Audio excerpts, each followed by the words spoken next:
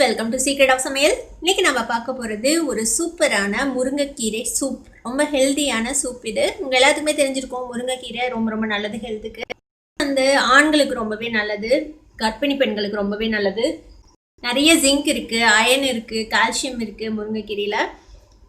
இந்த சூப் வந்து ரொம்ப டேஸ்டியாகவும் இருக்கும். கிட்டத்தட்ட ஒரு நான்வெஜ் சூப் சாப்பிட்ற ஃபீல் கொடுக்கும் இந்த சூப்பு. இந்த சூப்பரான முருங்கைக்கீரை சூப் எப்படி செய்யலாம் அப்படின்னு பார்க்கலாம் வாங்க.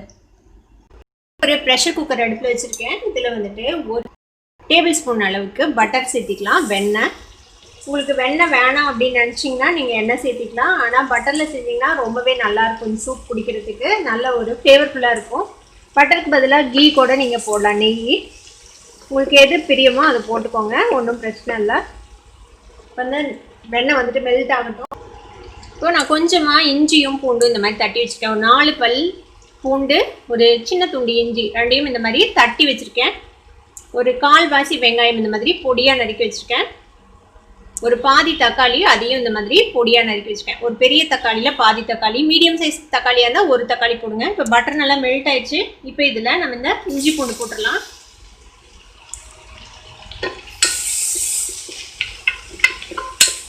கூடவே இந்த வெங்காயமும் தக்காளியும் சேர்த்துடுங்க. இப்போ நம்ம வெங்காயமும் தக்காளியும் ஓரளவுக்கு வதங்கிச்சு. இந்த அளவுக்கு வதங்கினா போதும். ஏன்னா நம்ம ப்ரெஷர் குக் தான் பண்ண போகிறோம், அதனால் லைட்டாக வதங்கினா போதும். இப்போ நான் ஒரு பெரிய கப் அளவுக்கு முருங்கைக்கீரை இந்த மாதிரி ஆஞ்சு நல்லா க்ளீன் பண்ணி கழுவி எடுத்து வச்சுருக்கேன். இந்த மாதிரி இலையாக ஆஞ்சிக்கோங்க, குச்சியோடு போட வேணாம். நம்ம இந்த கீரையும் சாப்பிட தான் போகிறோம் சூப்பில், அதனால் இப்போது இந்த கீரையை போட்டுடல.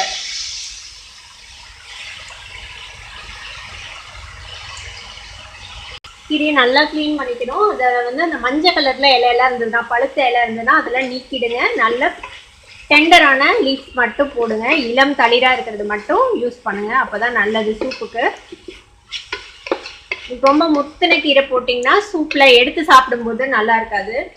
இந்த மாதிரி இருந்ததுன்னா உங்களுக்கு நல்லா வெந்துடும், சாஃப்டாக ஆகிடும் கீரை. அதுக்கப்புறம் உங்களுக்கு சாப்பிடும்போது உங்களுக்கு ரொம்ப இதாக இருக்காது. இப்போ இது கூட கொஞ்சமாக மஞ்சள் பொடி சேர்த்திக்கலாம். ஒரு 1/4 டீஸ்பூனுக்கும் கம்மியாக சேர்த்துறேன்.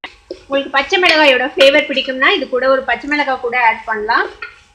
நான் இன்றைக்கி பச்சை மிளகாய் ஆட் பண்ணல, நான் இன்றைக்கி பெப்பர் பவுடர் மட்டும்தான் ஆட் பண்ண போகிறேன் இந்த சூப்பில். இது கூட ஒரு 1/2 டீஸ்பூன் அளவுக்கு பெப்பர் பவுடர் சேர்த்திக்கலாம். கடைசியாக நம்ம சூப் ரெடி ஆனதுக்கப்புறம் நம்ம மேலே வந்துட்டு எவ்வளோ வேணுமோ அந்த அளவுக்கு நம்ம பெப்பர் தூவிக்கலாம் சர்வ் பண்ணும்போது. இப்போ இதில் நம்ம ஒரு 2 கப் அளவுக்கு தண்ணி விட உப்பு சேர்த்திக்கலாம். உப்பு ஒன்று வந்து கம்மியாக சேர்த்திக்கோங்க, அதுக்கப்புறம் தேவைப்படும் போது நம்ம சேர்த்திக்கலாம். ஒரு சிலருக்கு அதிகமாக பிடிக்கும், ஒரு சிலருக்கு சூப்பில் கம்மியாக உப்பு இருந்தால் பிடிக்கும். அதனால அவங்களுக்கு தேவையான அளவுக்கு நம்ம கடைசியாக சர்வ் பண்ண அப்புறம் கூட சேர்த்திக்கலாம். இப்போ கம்மியாக உப்பு சேர்த்திக்கலாம். இது ஒரு நல்ல ஒரு மிக்ஸ் பண்ணிட்டு நம்ம குக்கரை மூடி ஒரு 2-3 விசில் வைக்க போகிறோம். இந்த கீரை வந்துட்டு நல்லா சாஃப்டாக வெந்து இந்த கீரையோட ஜூஸ்லாம் வந்து இந்த தண்ணியில் இறங்கணும்.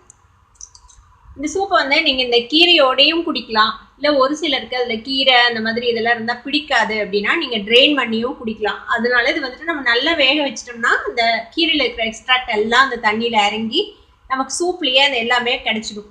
அதுக்காக தான் நல்லா வேக வைக்கணும். இப்போ நம்ம இந்த குக்கரை மூடிடலாம். குக்கர் மூடி ஒரு 3 விசில் விட போகிறேன் நான் இன்னைக்கு. இப்போ நல்ல விசில் வரட்டும், அதுக்கப்புறம் நம்ம சூப் எப்படி இருக்குதுன்னு பார்க்கலாம். சூப்பை வந்துட்டு 3 விசில் விட்டு ஆஃப் பண்ணிட்டேன். இப்போ நம்ம ஓப்பன் பண்ணி பார்க்கலாம். ஆஃப் பண்ணதுக்கப்புறம் அந்த ப்ரெஷர் வந்து தானாக இறங்க வரைக்கும் அப்படியே விட்டுருங்க. இப்போ நம்ம ஓப்பன் பண்ணி பார்க்கலாம்.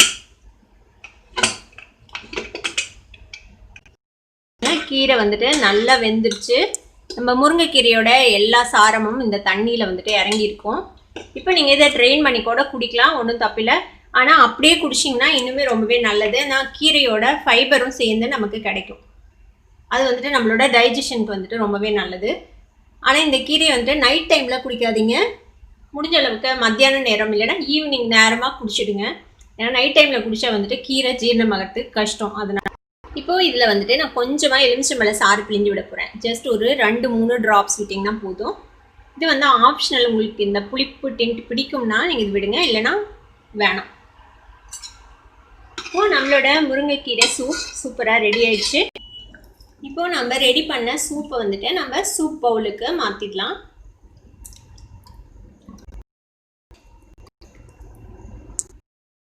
நல்ல டேஸ்டியாகவும் இருக்கும் குடிக்கிறதுக்கு. கிட்டத்தட்ட ஒரு நான்வெஜ் சூப் சாப்பிட்ற ஃபீல் கொடுக்கும் இந்த சூப்பு. கண்டிப்பாக ட்ரை பண்ணி பார்த்துட்டு எனக்கு சொல்லுங்கள் உங்களுக்கு பிடிச்சதான்னு சொல்லிட்டு. அதில் நம்ம பெப்பர் பவுடர் தேவையான அளவுக்கு ஸ்ப்ரிங்கிள் பண்ணிக்கலாம். இப்போது நம்ம சூப்பராக ஒரு ஸ்பூன் போட்டு நம்ம இந்த சூப்பை வந்துட்டு குடிக்க வேண்டியது தான். ஆனால் முருங்கைக்கீரை சூப்பை நீங்களும் ட்ரை பண்ணி பாருங்கள். ட்ரை பண்ணி பார்த்துட்டு எப்படி இருந்தது அப்படின்னு எனக்கு கமெண்ட்ஸில் ஃபீட்பேக் கொடுங்க. இந்த வீடியோ உங்களுக்கு பிடிச்சிருந்ததுன்னா சப்ஸ்கிரைப் பண்ணுங்கள், பக்கத்தில் இருக்கிற பெல் ஐக்கானை கிளிக் பண்ணுங்கள். அப்போ தான் என்னோட நோட்டிஃபிகேஷன்ஸ் உடனே உங்களுக்கு வந்து சேரும். லைக் பண்ணுங்கள், ஷேர் பண்ணுங்கள். தேங்க்யூ ஃபார் வாட்சிங் this video viewers. Bye bye.